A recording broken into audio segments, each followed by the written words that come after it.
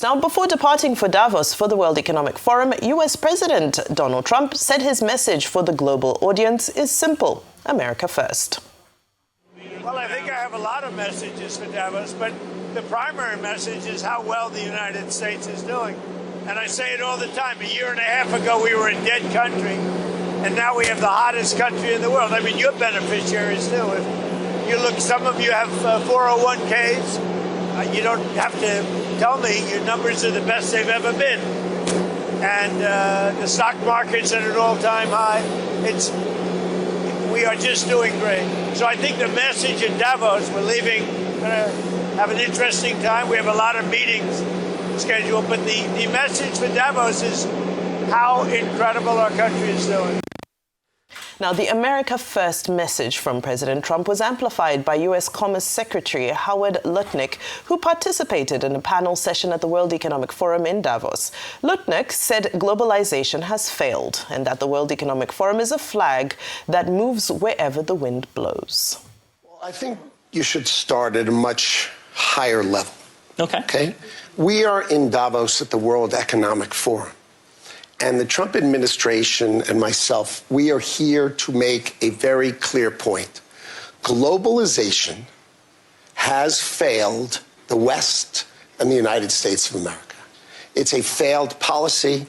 It is what the WEF has stood for, which is export, offshore, far shore, find the cheapest labor in the world, and the world is a better place for it.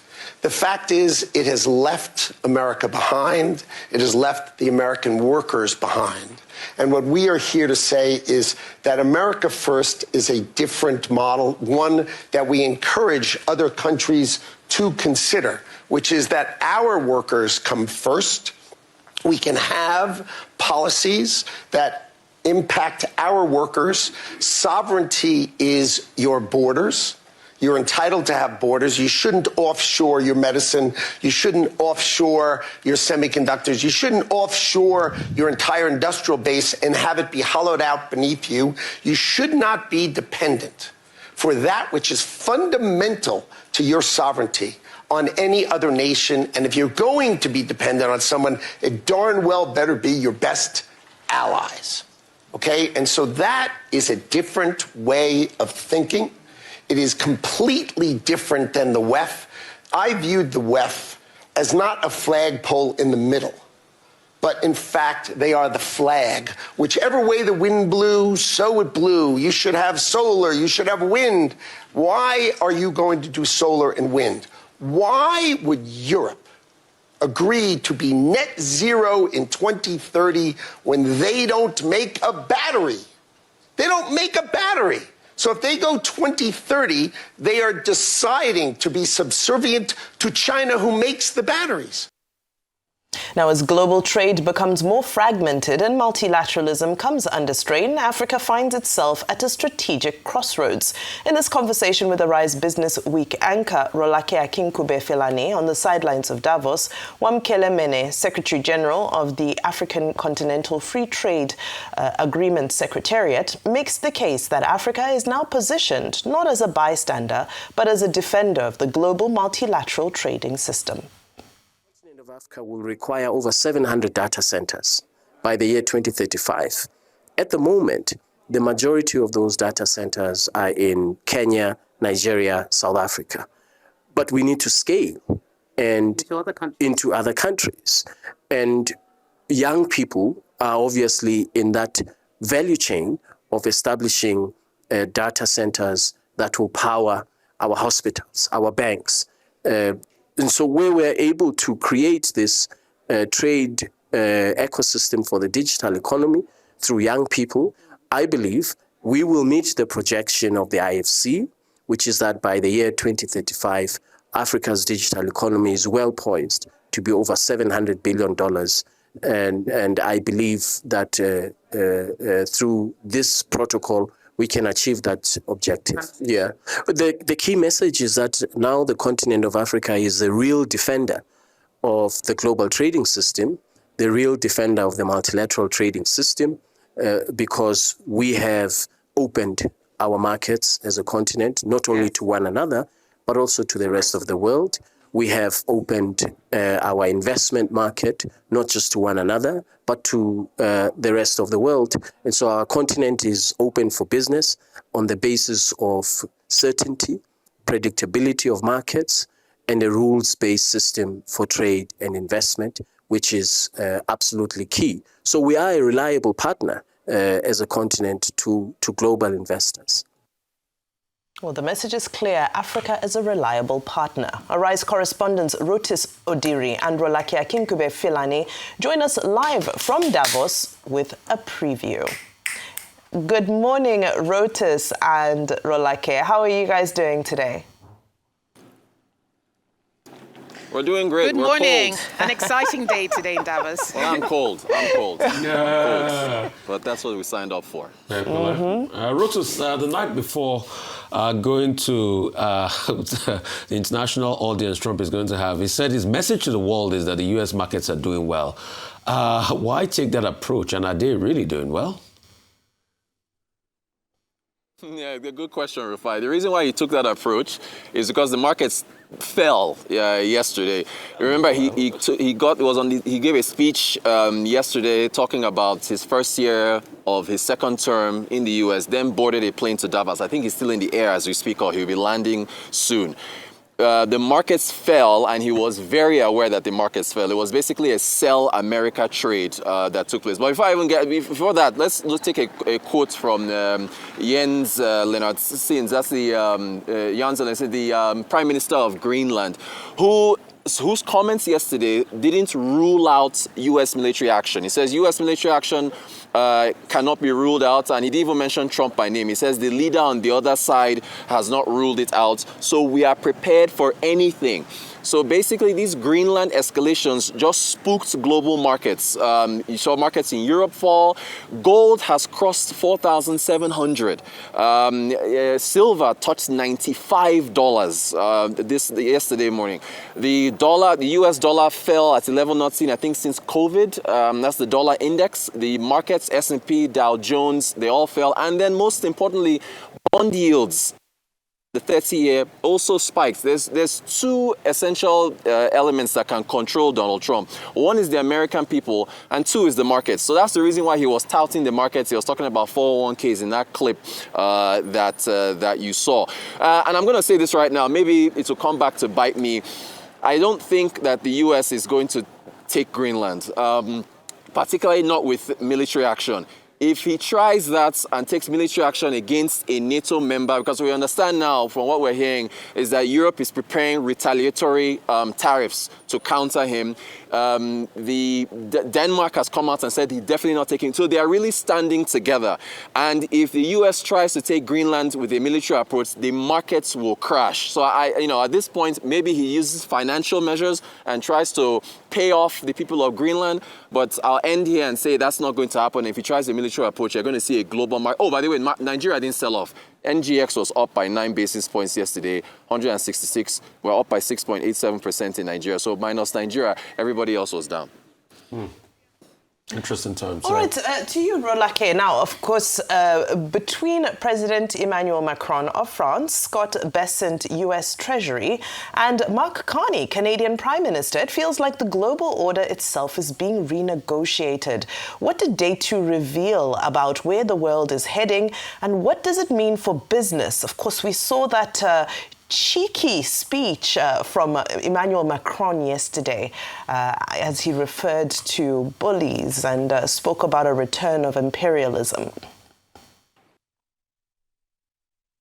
Yes, indeed. Honestly, Macron's speech was one of the most politically charged I had heard all throughout the time I've been here at Davos.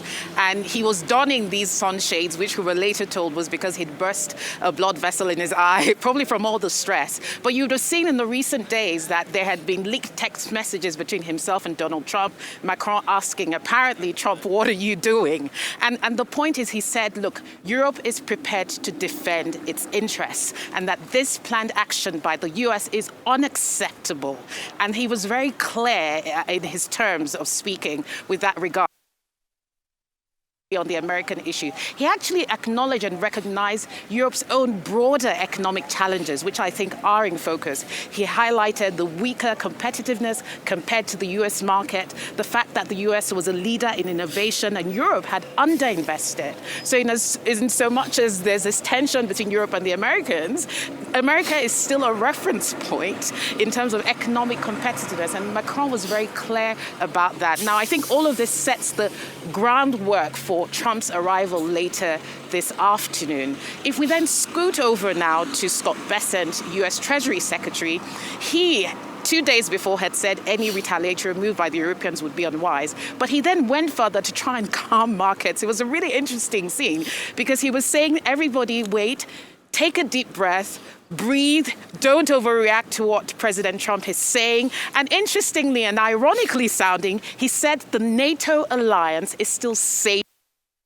So in my mind, this was all an attempt to try and calm markets. And he did make the statement, sort of referring back to what Rotus said, that the turbulence in the bond markets was primarily because of Japan's bond markets troubles and not the Greenland dispute. Of course, I will question that a bit. But he then tried to flip the narrative by saying that since 1980, the US has invested $22 trillion more in defense spending in NATO. So essentially saying, look, we're fully supportive of this alliance. We've backed it with our financial prowess, and this is what it is. He then went on to say that with regards to tariffs, he doesn't see the US Supreme Court overturning the government's signature policy, and that in fact tariffs are key to helping Donald Trump fund the reduction in the fiscal deficit, which they're targeting 3% by the end of Trump's tenure. So very strong terms there from Scott Bessent. But by far, I think for me, the person who sounded like the president of the New World Order was Mark Carney,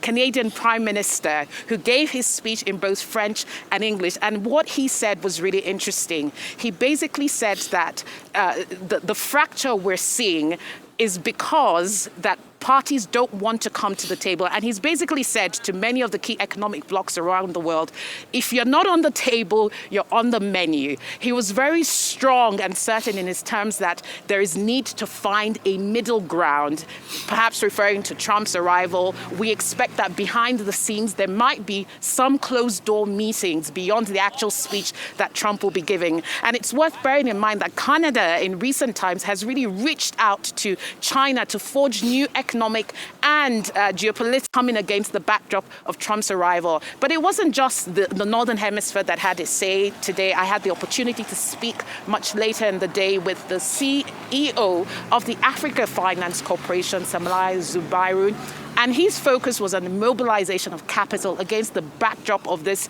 pullback in aid and a slowdown in capital flows into the African continent, the need to mobilize our domestic capital resources. And he had one word and one message. He said, African governments must execute. Enough of the talk.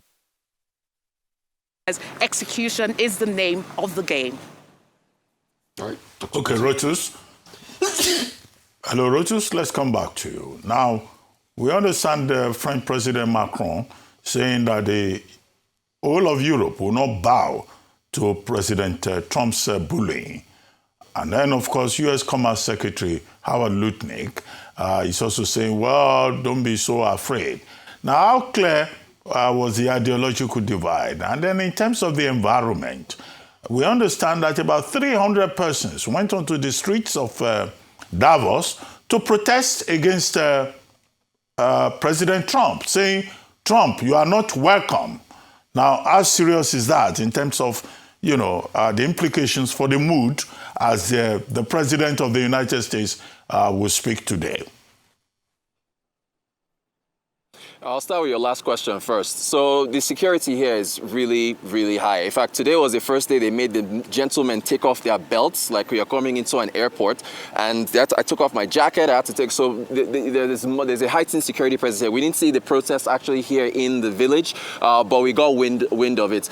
speaking to journalists here, Dr. Abati, if you talk to journalists from Europe, from Asia, Trump is just not well liked here. I just have to be very, very honest. He's seen as a tyrant. He's seen as a bully.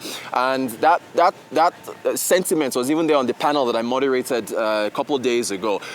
So in terms of the mood, he's going to get a very cold reception. But then our technical gentleman here, Ivica, was making a joke that all the leaders, Macron, Carney, everybody made sure they made their speeches yesterday so they could run out of town before he comes. So it's going to get a cold reception. In terms of Lutnick and Macron, the ideological divide between the two of them could not be more stark. In Macron's speech, he was talking about multilateralism. Remember, we talked about yesterday, the World Economic Forum Global Risk Report, where they say multilateralism is on the decline. We even had the head of risks for WEF on the Global Business Report yesterday, and he reiterated that. So you got Macron wanting multilateralism. You got Lutnick pushing for more bilateral trade and more protectionist policies. And then I think, and this is really important, you heard that clip where Lutnick was criticizing Europe's net zero policy, claiming that they will be dependent on batteries from China if they choose to. That is incorrect. And this is the reason why in the top 5 of those risks was misinformation and disinformation. Europe has, pound for pound, the best battery regulatory policy on planet Earth. Tesla has a gigafactory in Berlin. You've got ACC, I think Norvolt. Europe makes batteries. Clean energy made up 1/3 of Europe's GDP in 2024, I believe. So yes, China is the leader in batteries, but Lutnick was just not being correct in terms of what he was saying. But the divide was very clear, and the line has been drawn between where the US is and where Europe is right now. All right, speaking of how to deal with Trump, just some ideas in my head. I think Japan holds one of the largest American treasuries. I think Japan can help us by selling just some to interest Trump. Rolake, you tracked, just some ideas, thinking out loud. You tracked some important conversations on jobs. The question is, can Africa produce jobs at the scale we need it? I almost know the answer. You will say no, but I'll allow you to answer it. As aid declines and there's a surge in population? Well, the answer is no, not in the present conditions of our continent. I had the opportunity, Rufai, to attend this really interesting on jobs and prosperity in Africa. It featured, very interestingly, Nigeria's foreign minister, Yusuf Tuga. Then we had the finance minister of Ethiopia, Ahmed Side Mohammed. And we also had the executive director of Bushahidi, who builds social enterprises across the continent. The figures were very stark. 30 million young Africans enter the job market every year. And contrast that with the only 3 million jobs that are available for those 30 million Africans. How exactly are we going to plug that gap? And then if you drill it down to Nigeria, similar figures. We have 3 million new entrants into Nigeria's job market, which Yusuf Tuga mentioned, but and of that, we have 1 million graduates. Again, not enough jobs to go around. So the focus was really around what do we really need to do? Now, the dynamic that was brought in here was that the fact that Africa has 2 million social enterprises, which are a very specific group of entrepreneurs and businesses that not only deliver profit, but also deliver broad-based development impact based on the SDGs. And they contribute about 3% to Africa's GDP. Now, that's significant. So the idea is, how do we catalyze those social enterprises to deliver? And the big thing that came out here was finance, and the fact that many of these social enterprises are deemed, perhaps some of them, too big to receive big financing, but also too small to receive microcredit. So there's essentially a missing middle, and it's that missing middle where we'll see the job creation. The other thing the Ethiopian Prime Minister said is that the country's aviation sector will, over the next 10 years, become one of the biggest drivers of growth in the jobs market. He also highlighted the fact that just over last year, industrial parks in Ethiopia alone have delivered over 100,000 new jobs in the Ethiopian economy, one of the fastest growing on the African continent, and that is a model that should be replicated. Tied to all of this was infrastructure. And if I then tie this back to the conversation I had earlier in the day with Wamkele Meni, the Secretary General of AFTA, the idea is actually we need to invest in these SMEs and allow them to do business easily and seamlessly across Africa's borders. The final note I will end on this particular question is the fact that Yusuf Tuga, Niger's foreign minister, who was on the panel, and I was trying to sort of tie in my head the link between foreign affairs and strategy with jobs. But he basically talked about that it was a sequencing issue and that you needed to establish macroeconomic reforms to create the right environment for the private sector to then come and invest, which will then catalyze jobs. He even at one point joked about the fact that he could now use his Naira credit card in Davos. I mean, that's besides the point. But I think his angle was actually you need to create a stable macroeconomic environment. And I think why you laugh. Point should not be missed. That is the backdrop. Then they will then incentivize private sector investment and catalyze the investment and capital flows. We need to create jobs. But it's about SMEs. It's about agricultural value chains, which was also discussed during the prosperity panel.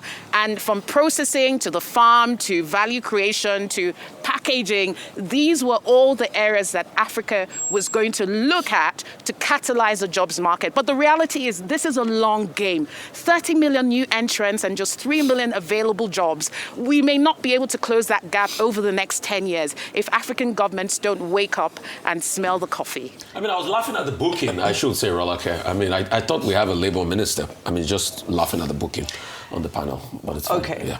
Well, let's move forward. I'm glad you spoke about Ethiopia and the goals to ensure that aviation becomes the cornerstone of the economy. We know they just unveiled a plan for $12.5 billion for their new airport. Very quickly, Rotus, on that dependency, Europe still imports 90% of their lithium from outside and from China. So the dependency exists to a degree. But to focus on our final takeaways, what can Davos and the rest of the world expect to hear from Trump in his speech? Very briefly. We don't know because he's known to go off script. So he says he's going to roll out a housing policy, which what does that have to do with an international audience? I mean, we'll see. He might touch on Greenland. He might touch. Trump goes off script. So we're all waiting with bated breath. He could say anything. Yeah, indeed. And apart from Trump, I also want us to focus on the fact that Nigeria's Vice President, His Excellency Senator Kashim Shettima, will be giving a keynote at 6 p.m. West African time on when food becomes security.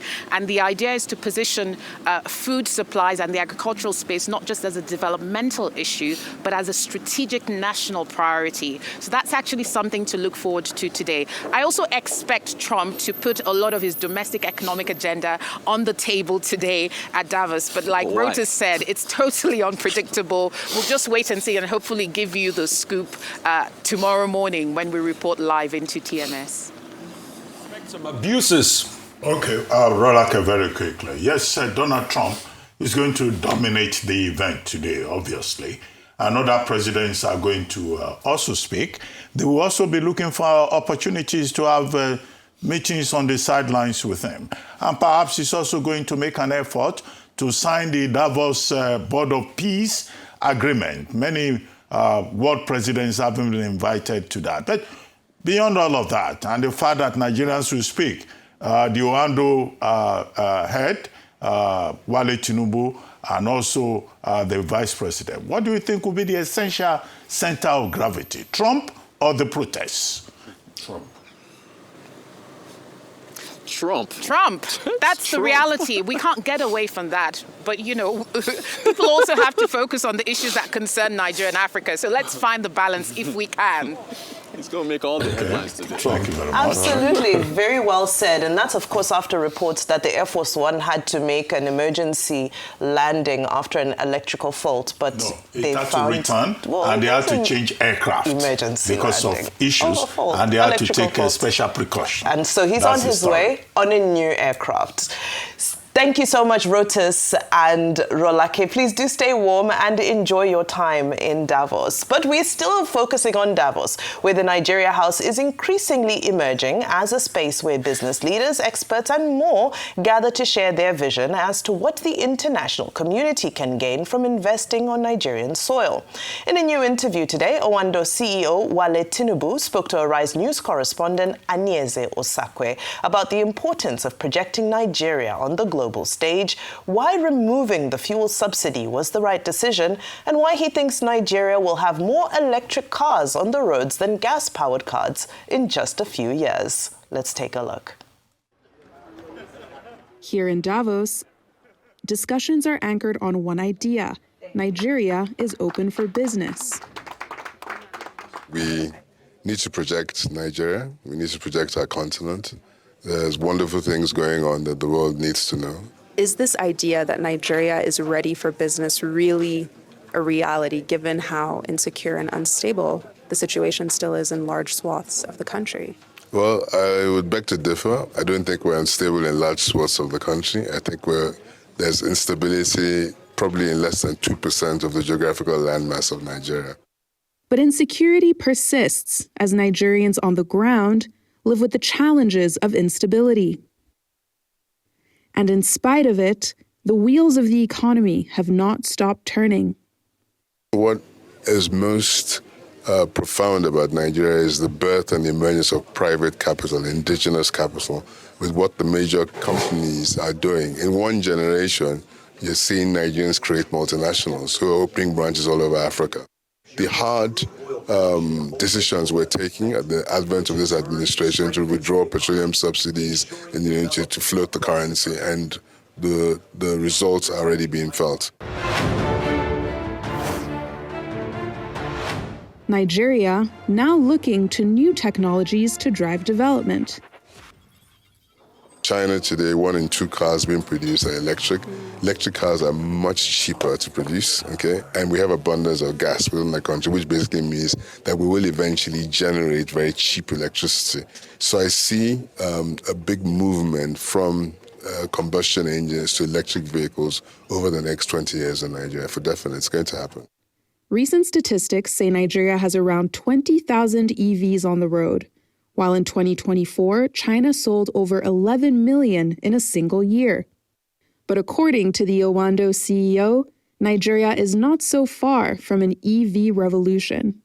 When you think electric vehicles will kind of take over, when you think we'll see a majority of electric vehicles, when would that be? I think in a maximum of 20 years, you will have over 50% of our vehicles will be electric. Anieze Osakwe, Arise News, Davos. Well, we'll be waiting to see whether that prophecy manifests.